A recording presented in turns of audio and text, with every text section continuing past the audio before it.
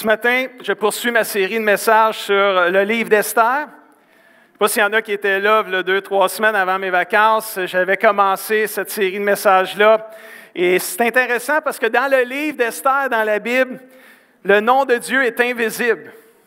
On ne voit même pas le nom de Dieu éternel, Seigneur, mentionné dans un livre complet de la Bible. C'est quand même étonnant là, que ce livre-là il est dans la Bible, et on ne voit même pas le nom de Dieu écrit dans ce livre-là. Mais ce n'est pas parce que son nom est invisible que Dieu n'agit pas et qu'il n'est pas présent dans ce livre-là. On le voit dans sa puissance, on le voit agir et intervenir. Et dans le premier message, on a vu comment Esther est devenue reine. Elle qui était une Juive, qui vivait dans un pays étranger, Dieu, par un concours de circonstances, l'a emmenée à être la reine du roi dans un pays complètement étranger. Et vous pouvez écouter tout ce message-là sur notre site web. Aujourd'hui, ça va être différent. Aujourd'hui, on continue l'histoire, puis on va parler un petit peu plus de son oncle à Esther qui s'appelle Mardoché. Esther, elle était une orpheline, elle avait perdu ses parents quand elle était jeune, et c'est son oncle Mardoché qui a pris soin d'elle. Mais aujourd'hui, on va voir un peu Mardoché, on va voir quelque chose qui est arrivé, parce qu'à un moment donné, Mardoché, il y a eu beaucoup de pression de la part des gens qui l'entouraient autour de lui, puis il a dû faire un choix, il a dû prendre une décision pour Dieu. Et Mardoché s'est tenu debout pour le Seigneur, malgré la pression qu'il avait des gens autour de lui.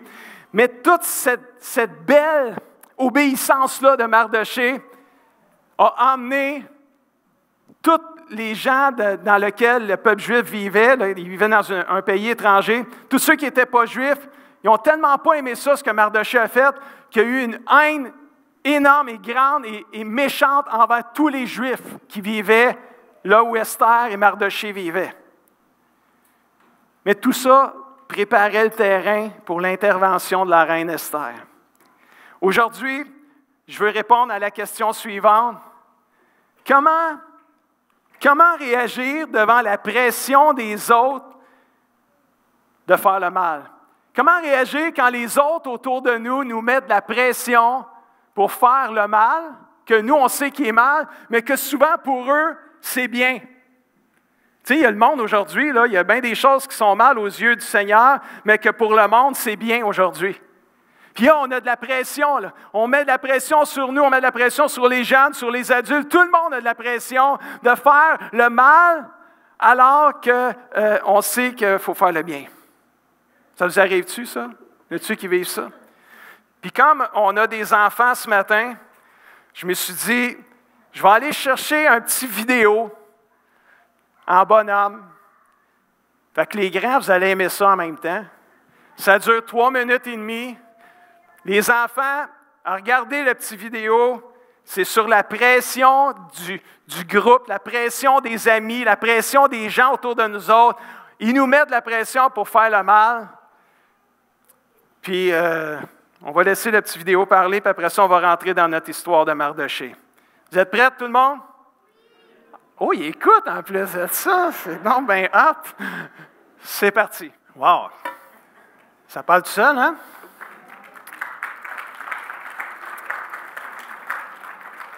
C'est quand même pas moi qui l'ai fait, là, cette vidéo-là, mais c'est très bien fait. Tout le monde vit la pression à quelque part du groupe. Et dans le livre d'Esther, chapitre 3, versets 1 et 4, on va rentrer dans notre histoire. Après ces choses, le roi Assuérus, qui était le roi qui a choisi Esther comme reine, qui est un roi qui n'est pas chrétien, là. Après ces choses, le roi Assuérus fit monter au pouvoir un homme qui s'appelle Aman, l'Agagite. Ce n'est pas une forme de bébite, là, c'est juste un nom de personne. Mais souvenez-vous de Agagite, je vais en reparler tantôt de l'Agagite. Et le roi Assuérus éleva en dignité Aman et le plaça son siège au-dessus de ceux de tous les chefs qui étaient auprès de lui. C'était comme si Aman était devenu l'assistant, le bras droit du roi. Et tu avais le roi, tu avais Aman, puis tu avais les autres chefs, les autres serviteurs. Tous les serviteurs du roi qui se tenaient à la porte du roi fléchissaient le genou et se prosternaient devant Aman, car tel était l'ordre du roi à son égard. Mais, dites avec moi, mais, Mardochée ne fléchissait point le genou et ne se prosternait point. Lui, il n'a pas fait ça. Tout le monde le faisait, mais pas lui. Fait que là, on continue, vous allez voir que la pression a commencé à venir. Et les serviteurs, verset 3 du roi, qui se tenaient à la porte du roi, dirent à Mardochée, « Hey, pourquoi là, tu ne fais pas ce que le roi dit? Pourquoi tu transgresses l'ordre du roi? Comment ça, tu ne te prosternes pas comme tout le monde? Là? Pourquoi tu ne fais pas ça? » Vous comprenez la pression, là? Comme il le lui répétait, dites-le avec moi, chaque jour. Pas juste à l'occasion, à chaque jour. « Hey, comment ça, tu ne te prosternes pas? Prosterne-toi. » Puis là, tout le monde passait. « Prosterne-toi, Mardochée, prosterne-toi. » Mais il ne les écoutait pas. Fait qu'eux autres, ils ont allé le stouler. Tu ne veux pas écouter, on va aller dire à Aman, nous autres. On va y aller dire. Fait qu'ils en ont fait un rapport à Aman pour voir si Mardochée persisterait dans sa résolution, car il leur avait dit qu'il était juif. Oh! Oh! Et là, on voit ici le courage de Mardochée devant la pression des autres. Pourquoi Mardochée s'est pas prosterné devant Aman, puis il y avait la pression du groupe. Ce n'était pas juste l'ordre du roi, là, il y avait la pression. Là. Parce que Mardochée était un juif, c'était quelqu'un qui aimait Dieu, et pour un juif, se prosterner devant n'importe quelle personne autre que Dieu sur cette terre était considéré comme de l'idolâtrie et un déshonneur envers Dieu. Alors Mardochée, qui respectait Dieu, qui obéissait à Dieu, qui aimait Dieu, avait fait cette ferme résolution, je ne me prosternerai pas devant un autre homme que Dieu seul seulement. Malgré la pression qu'il avait. Comme dans la vie d'aujourd'hui, comme on a vu dans la petite vidéo tantôt, toute la pression que les autres essayaient de mettre sur Mardochée pour qu'il se prosterne devant Aman, et ça à tous les jours, Mardochée a dit non à ça, il a résisté. Il a décidé d'être obéissant, malgré la pression des autres qui l'incitaient à faire le mal. Il a démontré un courage exemplaire et une consécration à Dieu inspirante pour nous aujourd'hui. La pression des autres pour prendre la drogue, peut-être que nous, les adultes, c'est moins le cas aujourd'hui, pour fumer, pour se saouler, pour vivre en concubinage, ça, on l'a gros ici. Là. Il y a des jeunes qui se sont mariés dernièrement, là, puis quand ils disent ça à leurs amis pas chrétiens qui se sont mariés, tout le monde les traite de fous. Hey, t'es donc bien fou, t'es donc bien fun. Comment ça tu te maries? Hey, on ne se marie plus aujourd'hui. La pression des gens partout autour, la pression des familles, quand les parents, des fois, ne sont pas chrétiens, un père chrétien, l'autre n'est pas. Et tu veux juste plaire à Dieu, puis là, tu veux te marier, puis là, tu as un bord de des familles chrétiennes, un bord de des familles pas chrétiennes. Comment ça tu te maries des ben trop jeunes? Essaye-les avant, c'est comme un char, tu sais. Tu essaies de trouver de bon sens, mais il n'a pas de bon sens quand c'est temps d'obéir à Dieu, frères et sœurs. On a juste à obéir. Et la pression partout, la pression pour mentir, la pression des autres partout. Là. Nous sommes soumis à ces pressions de la peur, de ce que les autres vont penser, la pression de la peur d'être rejeté par nos supposés amis si on ne fait pas le mal qu'ils veulent qu'on fasse, qu'eux pensent que c'est bien, mais nous on sait que ce n'est pas bien. Tout ça peut nous entraîner dans un style de vie qui nous étouffe, nous paralyse et nous rend pas bien en dedans de nous. Et si on revient à notre ami Mardochée, voyant que la pression à chaque jour de dire à Mardochée, « Ouais, prosterne-toi, écoute le roi, prosterne-toi devant Aman », puis que ça ne marchait pas, bien, ils ont allé le dire à Aman. Ça me fait penser, pareil comme les enfants avec leurs parents. Surtout quand tu n'as plus que deux chez vous. Quand il est tout seul, ça arrive moins souvent, là, mais quand tu commences à en avoir deux, trois, là, tu arrives, là, tes parents, là, puis là, tu en as un qui arrive. Papa! Papa! As-tu vu ce que Kenny m'a fait, là? Là, c'est le nom de mes enfants, là, parce que ça arrivait souvent, ces affaires-là. As-tu vu ce que Kenny m'a fait? Là? Kenny a fait ci, il a fait ça, là, tu sais. Puis là, Kenny a fait ça. Oui, papa, Kenny a fait ça, je te le dis, là, je l'ai vu faire, là, tu sais. Puis là, tu vas voir Kenny. As-tu fait ça, Kenny? Parce que tu es choqué aussi en même temps. Ça ne veut pas dire que c'est bien là, d'être choqué tout le temps, là, mais As-tu fait ça, Kenny?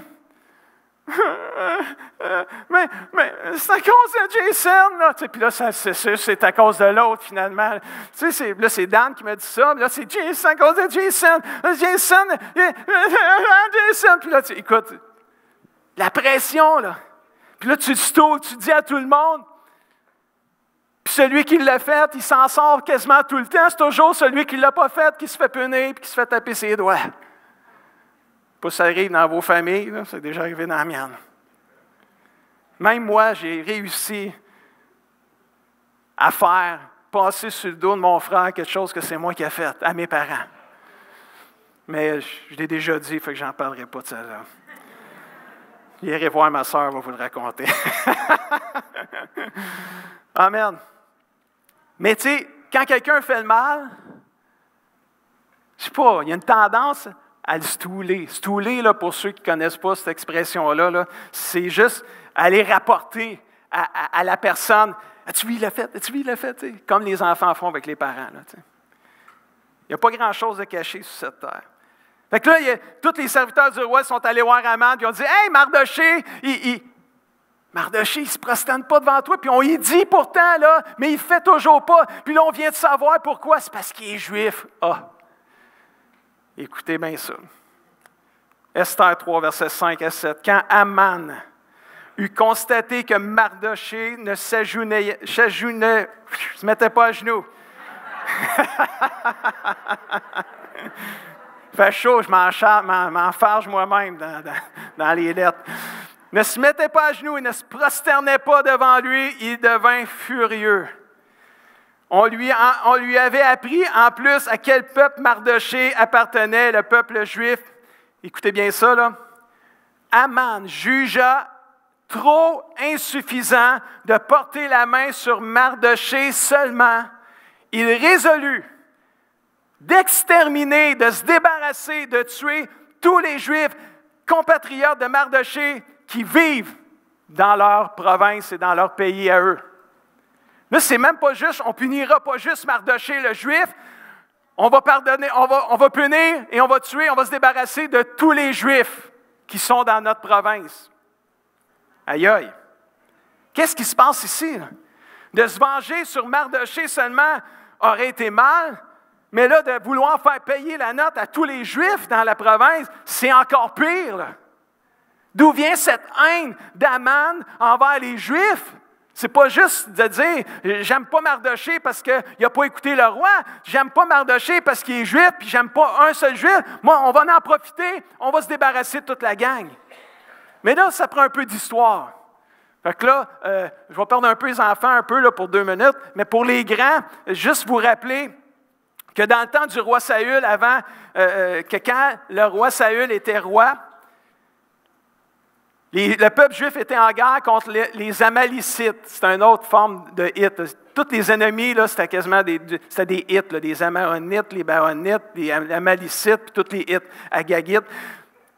Mais dans le temps du roi Saül, le peuple juif était en guerre contre les Amalicites, qui étaient les ennemis des Juifs. Dieu, par le prophète Samuel, avait dit au roi Saül de se débarrasser, de tuer tous les Amalicites, ainsi que leur roi qui s'appelait à ce temps-là Agag. Saül a presque obéi. Il a tué tout le monde, sauf le roi Agag et toutes les meilleures brebis du roi Agag. Donc, c'est comme si Saül a désobéi à moitié. Il a obéi à moitié, mais vous savez que obéir à moitié, c'est désobéir à la fin de l'exercice. Tu n'as fait un bout, mais le bout que tu as manqué, il a scrappé le bout que tu as fait de bon. Puis là, Saül, il n'a pas respecté ce que Dieu lui a demandé, et le résultat de tout ça, c'est que Agag, le roi, est resté vivant, mais les Amalicites sont tous partis. Et tout ce qui a suivi après Agag, ces gens-là sont devenus les Agagites. C'est de même qu'ils sont arrivés, les Agagites. Vous lisez ça dans 1 Samuel 15, toute cette histoire-là. Et les les Agagites sont devenus ils ont comme remplacé les Amalicites, puis ils sont devenus les ennemis des Juifs depuis ce temps-là. Et là, on arrive plusieurs années après, Aman, qui est un Agagite, comme on a vu tantôt dans le texte, il s'est peut-être fait enseigner, lui, il ne faut pas aimer les Juifs, puis là, ils ont peut-être raconté son histoire, il faut peut-être même les détester. Et là, Aman, il était en plein pouvoir, et là, il avait l'occasion rêvée de se débarrasser des Juifs qui vivaient au moins dans leur province pour un boyam de bout. Regardez ce qu'il a décidé. Dans le chapitre 3, verset 8, Aman dit au roi, « Si donc tu le juges bon, qu'on donne par écrit l'ordre de faire disparaître tous les Juifs. Puis, je vais te donner 300 tonnes d'argent que je vais remettre aux fonctionnaires pour le trésor du roi. » Ça, là, j'ai calculé ça là, avec un calcul là, que j'ai trouvé là, dans les commentaires bibliques. Ça représente 36 millions à peu près. Là. Mais, tu sais, nous autres, aujourd'hui, 36 millions, c'est pas si pire, là, mais dans ce temps-là, ça devait être quelque chose quand même, 36 millions. Là. Mais tu sais, si on se débarrasse de tous les Juifs, il va manquer des impôts à quelque part. Là. Fait que tu sais, je vais compenser pour les impôts, je vais t'emmener 36 millions, ça va compenser pour les impôts perdus en se débarrassant des Juifs qui vivent dans notre province. Et là, on va donner 36 millions que je vais remettre aux fonctionnaires du roi. Verset 10, écoutez bien ça. Le roi retira l'anneau de sa main et le donna à Aman, l'Agagite, qui était l'adversaire des Juifs. Et il lui dit, le roi dit ça à Aman, « L'argent et ce peuple sont à ta disposition, fais-en ce que tu voudras. » On va vous expliquer quelque chose ici. J'ai besoin d'un enfant. Est-ce que mon ami Guy, là, jeune, mon enfant, tu sais, le petit Guy, es-tu là? Oui? Viens me voir. Je l'ai vu tantôt dans l'entrée. J'ai dit, viens voir Guy. Guy, viens voir Guy. Ça va faire Guy. Ils a Guiguette. Hey, comment ça va, Guy? OK. Je veux juste montrer que c'est pas vrai, là, c'est pas moi le vrai roi, puis c'est pas le vrai Aman, là. Mais c'est juste un exemple que je veux donner. Le roi a enlevé son anneau, puis il l'a donné à Aman. Mais tu vas m'en redonner après, hein, parce que... Là, Lynn n'est pas là aujourd'hui, mais tu sais, elle ne serait pas contente que je l'ai donné à un autre Guy. Là, attention, pas l'échapper, elle est lousse dans ton genre. En passant, Lynn, elle prêche à Coansville ce matin, là, si vous ne la voyez pas. Puis là, ce que le roi a fait à Aman, il a dit, l'argent et les Juifs sont à ta disposition, fais ce que tu voudras. Mais l'anneau que le roi a donné à Aman a fait en sorte que quand Aman est parti, toutes les décisions qui avaient rapport avec les Juifs, de ce que l'histoire, de ce que Aman avait demandé, tout ce qu'il va décider, c'était comme si c'est à cause de l'anneau, ça avait autant de valeur que si c'était le roi qui l'avait décidé. Vous me suivez? Fait que là, je vais reprendre mon anneau, Aman. Puis, merci pour l'illustration. Je suis content que tu sois venu. Sois béni, mon Guy. Est-ce qu'on peut juste remercier Guy?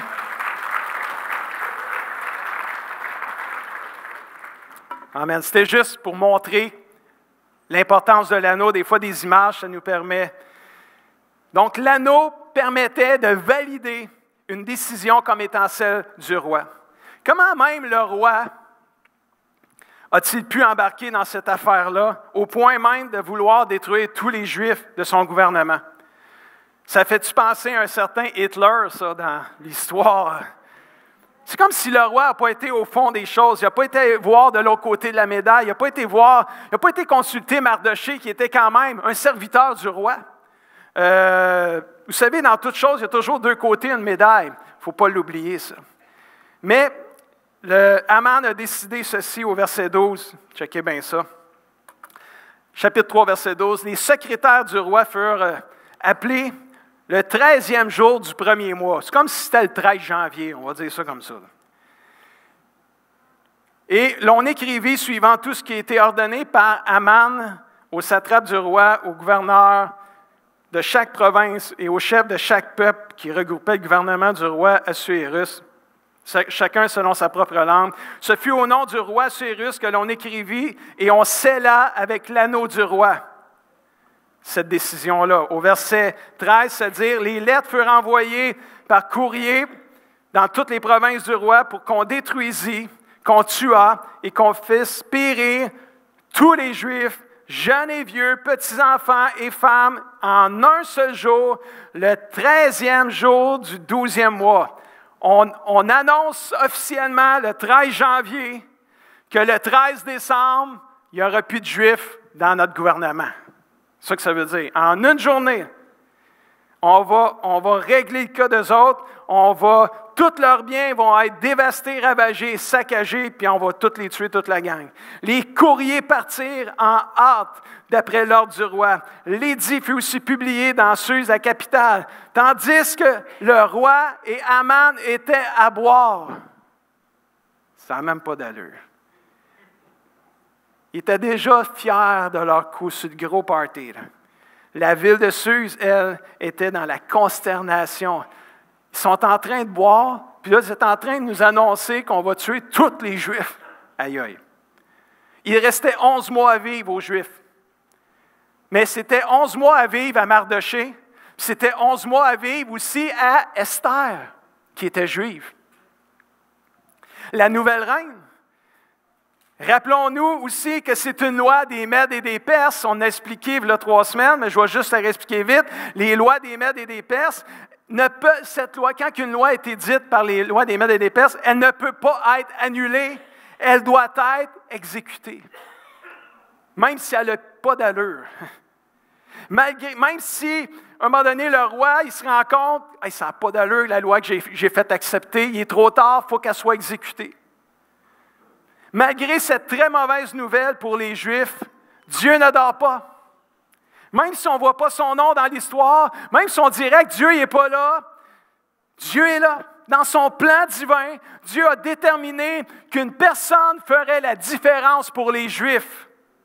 Et cette personne, c'est Esther, la nouvelle reine.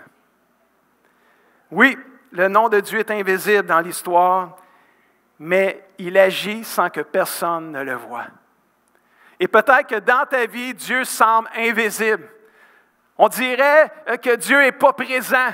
Mais moi, je veux juste te dire, alors que tu penses qu'il est invisible et qu'il a l'air vraiment invisible, moi, je veux juste te dire que mon Dieu, il est beaucoup plus à l'œuvre que tu penses, que tu le crois dans ta propre vie. Il y a des choses que Dieu fait, il y a des morceaux du casse-tête de ta vie que Dieu est en train de placer. Puis à un moment donné, tu vas te rendre compte que alors que tu pensais que Dieu n'agissait pas, Dieu agissait vraiment.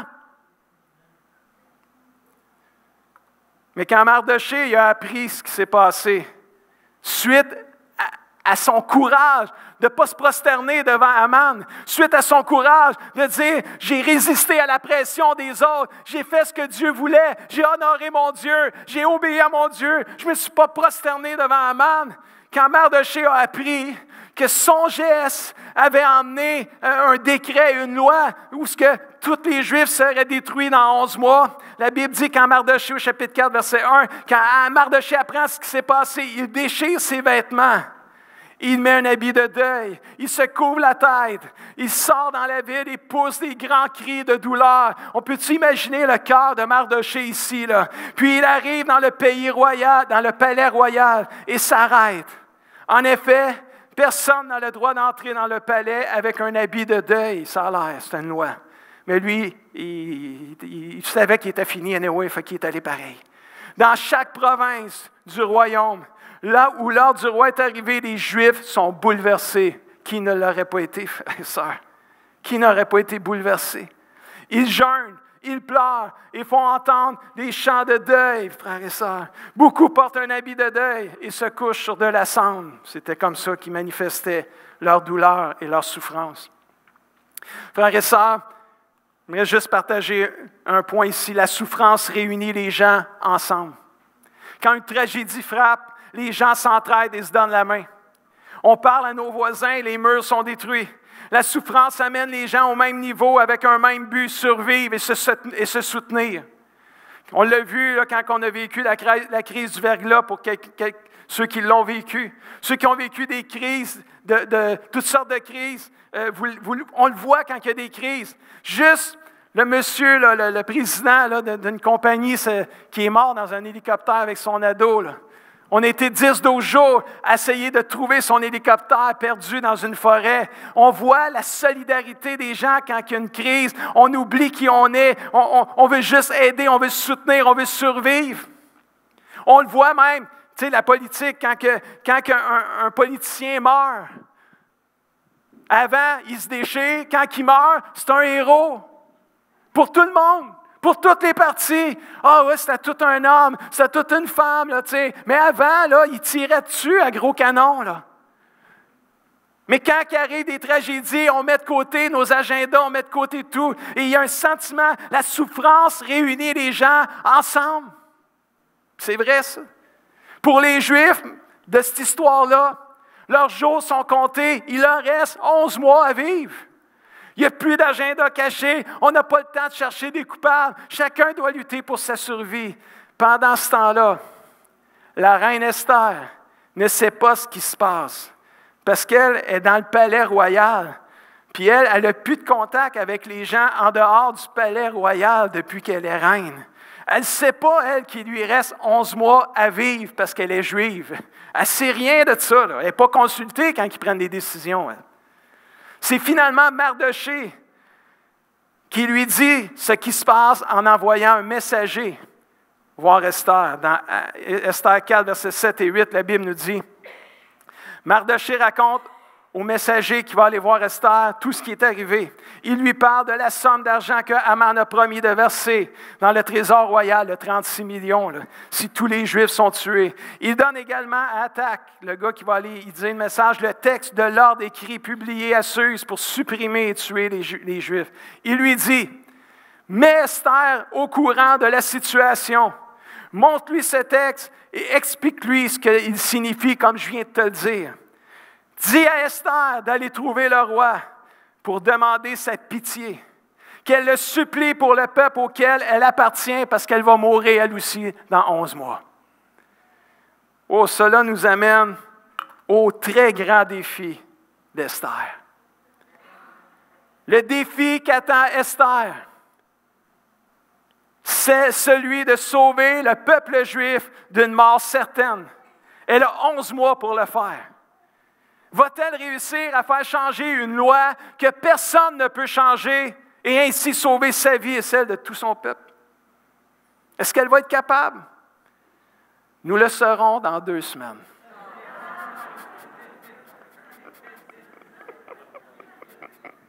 Il faut venir.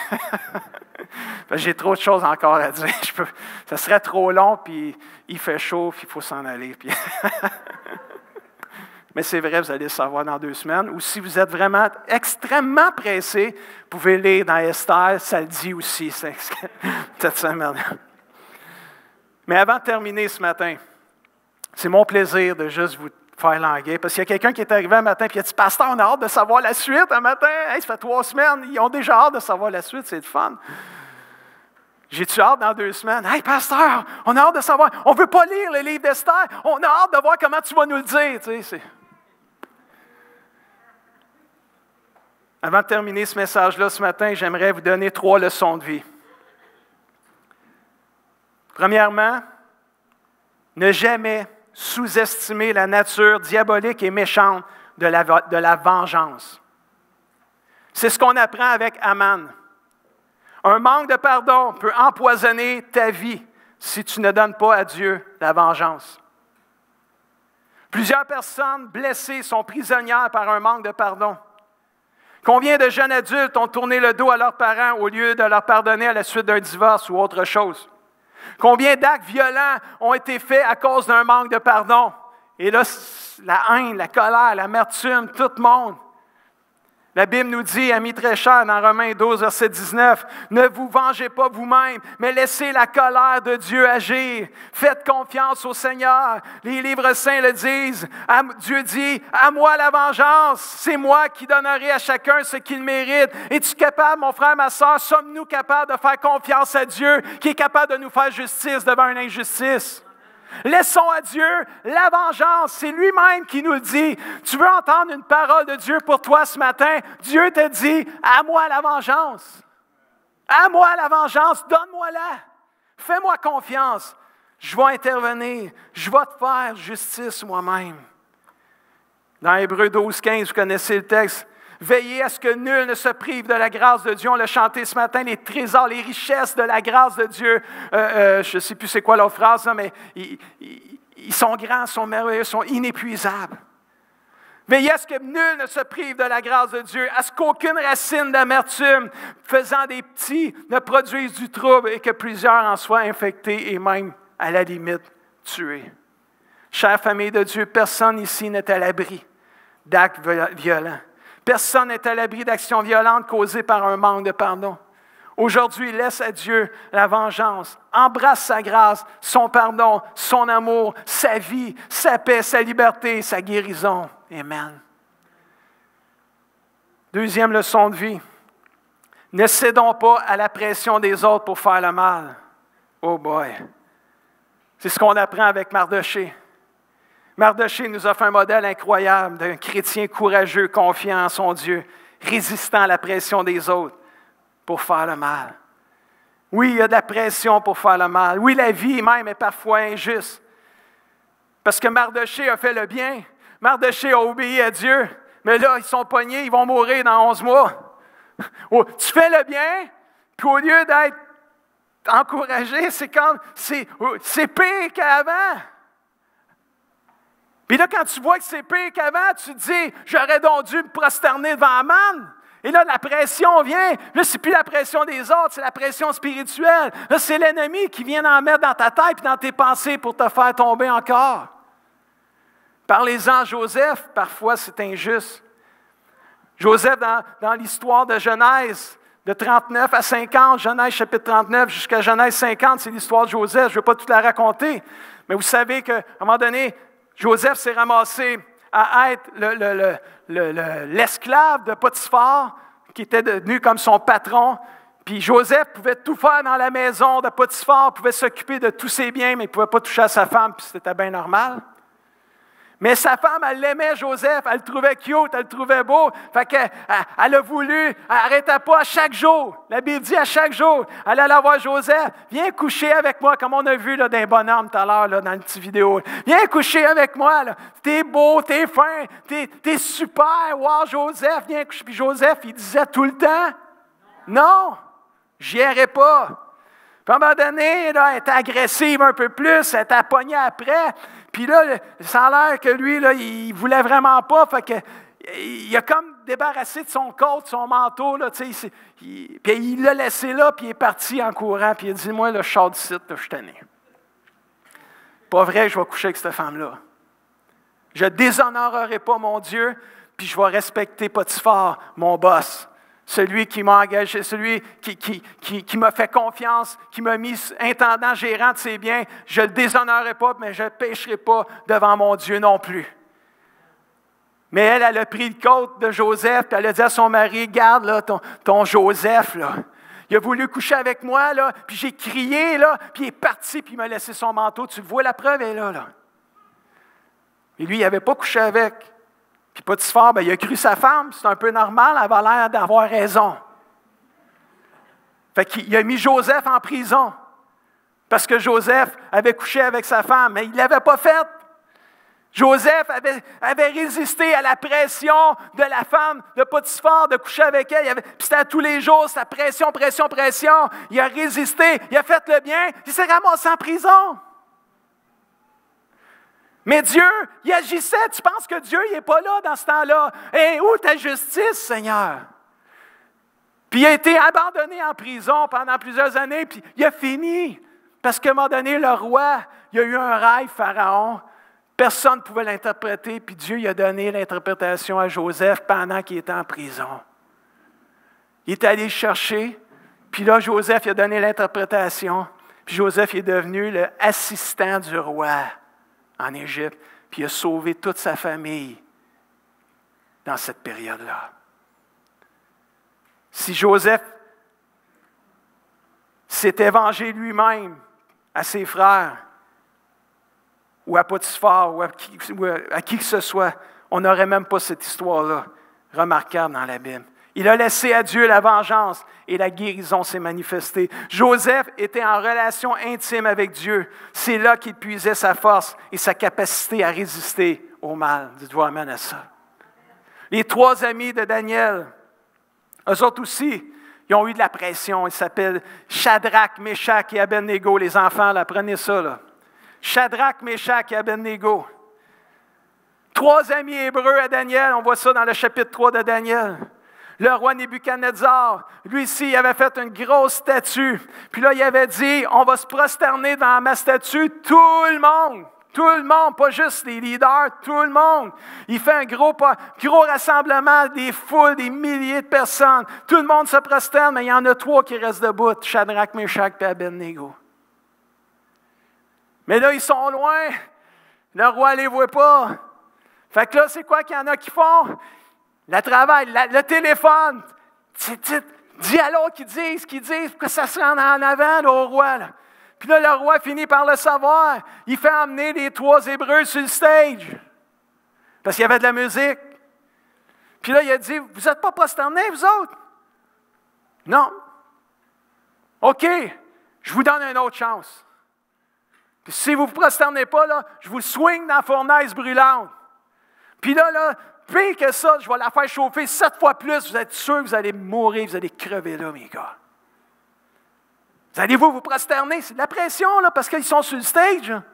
Puis il y a des milliers de personnes. Puis tout le monde les regarde.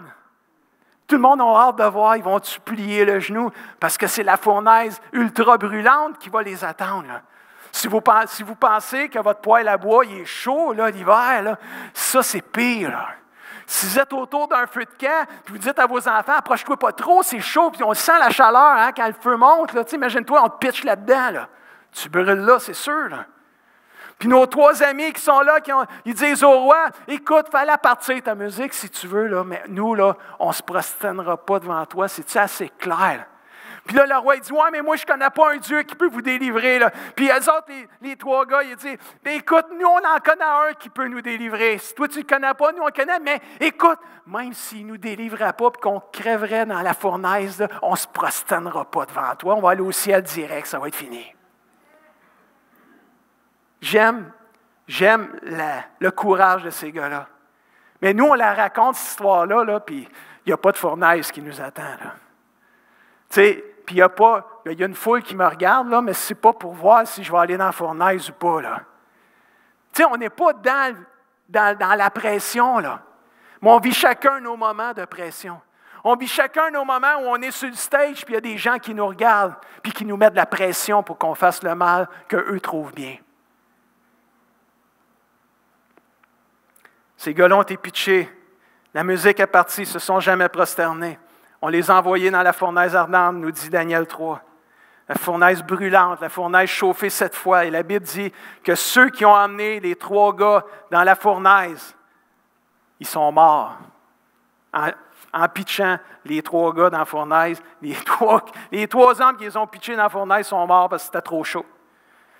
Puis quand le roi il a voulu aller voir là, par la fenêtre, parce qu'il y avait une fenêtre, il y avait un accès, puis quand il a regardé, il voyait 4 personnes. Mais il ne reconnaissait pas la 4e personne, fait qu'il est allé voir ceux qui avaient donné l'ordre d'envoyer les gars dans la fournaise. Il y avait combien de gars quand vous les envoyez? Il me semble qu'il y en avait juste 3. Oh oui, on en a envoyé juste 3. Là. Mais il dit, moi j'en envoie 4, mais le 4e, là, je ne le connais pas. Il a l'air de comme être un fils de Dieu, une espèce d'ange. Là. En tout cas, il est différent. Dieu était venu protéger ces 3 hommes-là dans la fournaise brûlante. Ils n'ont jamais brûlé. Mais ils ont quand même été pitchés dans la fournaise pareil. Pour avoir fait le bien devant Dieu. C'est cette intimité avec Dieu qui a permis à Mardoché de ne pas plier le genou devant Aman, qui a permis à Shadrach, Meshach et Abednego de ne pas plier le genou devant la statue du roi. Ça qui a permis à Joseph de ne pas plier, de pas coucher avec la femme de son boss. Et c'est cette même intimité, mes frères et sœurs, qui va nous permettre à toi et à moi et à chacun de nous de surmonter le mal par le bien, de résister à la pression des autres, de faire le mal, de pardonner et laisser à Dieu le soin de nous faire justice lui-même. La Bible dit, dans Proverbe 1, versets 10, 11 et 15, « Mon fils, c'est comme si Dieu le Père nous parle. Mon fils, ma fille, si des pécheurs veulent te séduire, si des gens qui font le mal veulent te séduire, la Bible te dit quoi? Ne te laisse pas gagner, mon fils, ma fille. S'ils disent, viens avec nous, mon fils, ma fille, ne te mets pas en chemin avec eux. Détourne ton pied de leur sentier, c'est ce que la Bible nous dit ce matin. C'est comme si notre Papa Céleste, il nous dit, vous allez en avoir la pression. Il y en a qui vont venir, il y a des pécheurs qui vont venir, ils vont vouloir vous séduire, ils vont vouloir vous mettre ça. C'est pas si pire que ça, c'est juste la première fois. C'est pas si pire. Fais-les juste une fois, fais-nous plaisir, fais-les juste une fois. Cette semaine, j'ai rencontré quelqu'un qui nous a raconté une histoire qu'elle a vécue dans sa propre famille, où un membre de sa famille a fait connaître la drogue à un ami. Et cet ami-là a tout perdu. Elle avait beaucoup d'argent, elle a tout perdu. Parce que la drogue est entrée. Puis tu le fais juste une fois. Tu sais, ce n'est pas des histoires écrites dans les livres, là. C'était quelqu'un là, que j'ai rencontré cette semaine. Puis cette personne-là a présenté la drogue à une amie.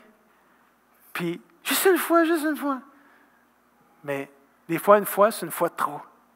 Tu restes pris avec ça, tu restes prisonnier, parce que la drogue, c'est pas juste une fois. La drogue, ça a l'air, ça pas. Moi, je ne sais pas, je ne connais pas ça, là. Jamais fumé, jamais essayé de la drogue. Ça ne me tente même pas. Il n'y a personne qui peut me tenter pour prendre la drogue. Ni fumer, d'ailleurs. Même le cigare. Je vais aller à Cuba, je ne suis pas tenté par ça. J'ai d'autres tentations, mais pas celle-là.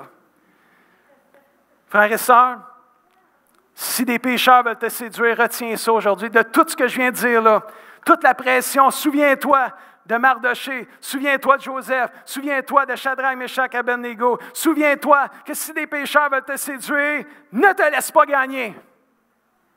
Wow! C'est plus facile à prêcher qu'à faire. Troisième leçon de vie, je termine avec ça, j'invite l'équipe de louange à s'approcher. Tourne-toi vers Dieu, même quand c'est injuste. On peut voir que la mauvaise nouvelle que les Juifs ont appris, que Mardoché a appris, que les Juifs ont appris qu'ils vont être tués dans 11 mois, les a amenés à jeûner, à prier et à trouver du secours auprès de Dieu. Quand on apprend des mauvaises nouvelles, quand on fait de bien, puis il y a de quoi d'injuste qui nous arrive selon l'humain, qu'est-ce qu'on devrait faire? Tourne-toi vers Dieu. Tourne-toi vers Dieu, même quand c'est injuste. Psaume 121, versets 1 et 2, la Bible nous dit « Je lève mes yeux vers les montagnes. D'où me viendra le secours? » Dites-le avec moi, le secours me vient de l'Éternel. Le secours me vient de Dieu. Alléluia. Est-ce qu'on peut se lever ensemble?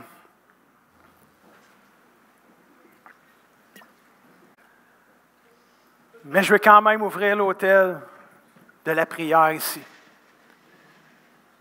Il y a des gens qui ont des besoins ici. Je ne veux pas vous sortir avec les mêmes besoins que vous êtes rentrés. Je veux que Dieu vous guérisse, vous libère, vous restaure, vous fasse du bien. Ce n'est pas parce qu'il fait chaud qu'on va laisser les gens retourner chez eux malades. Si vous avez des besoins, on va prier pour vous.